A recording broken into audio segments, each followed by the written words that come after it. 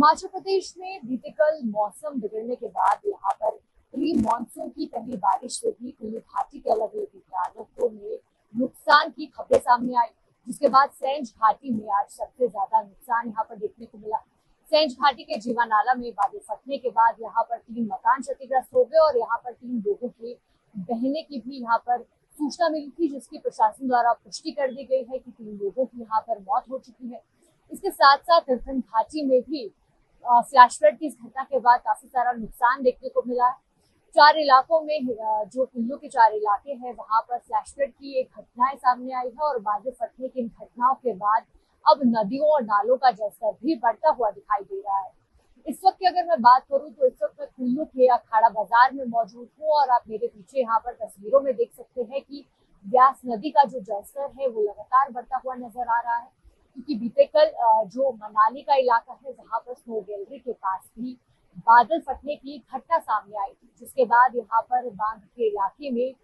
व्यास नदी का जलस्तर बढ़ने के बाद 3 से 4 दुकानों को नुकसान पहुंचा था, जिसके बाद प्रशासन के द्वारा आसपास के इलाके को भी खाली करवा दिया गया है। साथ ही बिंदु ढाक के पास सड़क को भी नुकसान पहुंचा है, लेकिन गनीमत ये रही कि फ्लैश फ्लड की इस घटना के बाद कई इलाकों में, क्योंकि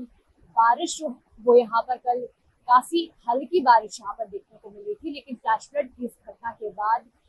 जो नदियों का जलस्तर है वो लगातार बढ़ता हुआ नजर आ रहा है।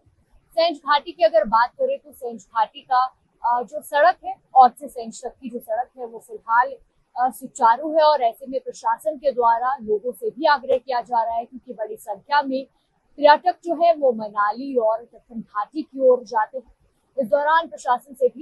प्रशासन का लोगों से भी आग्रह किया जा रहा है कि अनावश्यक यात्रा करने से बचें, क्योंकि मौसम विज्ञान केंद्र के द्वारा आगामी दिनों के लिए भी मौसम बिगड़ने को लेकर, बारिश को लेकर यहाँ पर अलर्ट जारी किया गया है, जिस दौरान बार बार प्रशासन से लोगों से आग्रह कर रहे हैं कि नदी नालों के पास ना जाए, क्योंकि लगातार व्यास का जो जलस्तर है वो लगातार बढ़ता हुआ नजर आ रहा है और कल बादल फटने की घटना के बाद यहाँ पर व्यास जो है वो उग्र रूप लेती हुई नजर आ रही है। दैनिक सवेरा के लिए कुल्लू से सृष्टि शर्मा की रिपोर्ट।